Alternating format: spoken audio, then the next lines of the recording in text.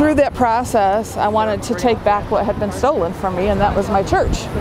And so I decided to come back to the church. When I did, one of the first things I did was reported my abuse to the diocese, to Pat Hall, who's their victim assistance coordinator. And he was wonderful. He was supportive. He's the one that encouraged me to go to the police in Benton Harbor and make a report, which I did. And he has really kind of walked alongside me through all of this. Through all that, I started meeting with the bishop and just having some interpersonal conversations, and me telling him that he's going to rue the day I came back, because I'm coming back as a watchdog, as an accountability person, to hold them to that.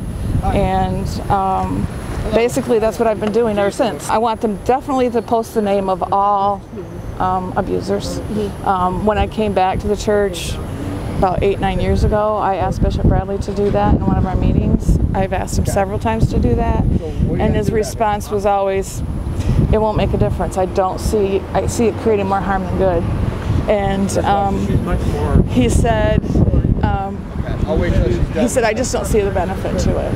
And back then I didn't think about it, but now it's like the benefit is to let other survivors know who either haven't stepped forward, because it's very common knowledge that abuse survivors don't step forward right away. It takes years. It's difficult. But I want other survivors to know, that this priest and this priest and this priest and this priest, even if they're dead, you're welcome.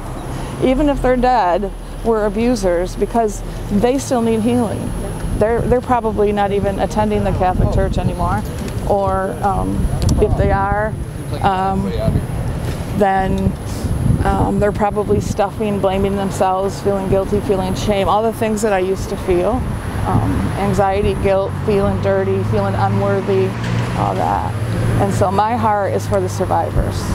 I re-reported, I didn't know, I wasn't confident what records the Michigan Attorney General's office was going to get, so I called their hotline and said, I've already reported this to the church, you probably have a file on it, but I just want to make sure you know.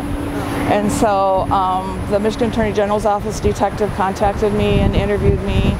Once he determined that what I was saying was true and credible, he referred it on to a Michigan State Police detective, and the Michigan State Police detective came and interviewed me for a couple hours, and he informed me that because my abuser left the state immediately after my abuse ended, that it was not covered by the statute of limitations. If the perpetrator leaves the state in which the crime occurred, statute of limitations clock stops. And I highly doubt, I said, you're not going to go over to India and get this guy. And he goes, you never know. You never know. He said, our two priorities in doing this investigation is going after people that knew about the abuse in the church, didn't do anything about it, or passed the priest on to someone else, and those that still might be prosecutable. He said, those are our priorities.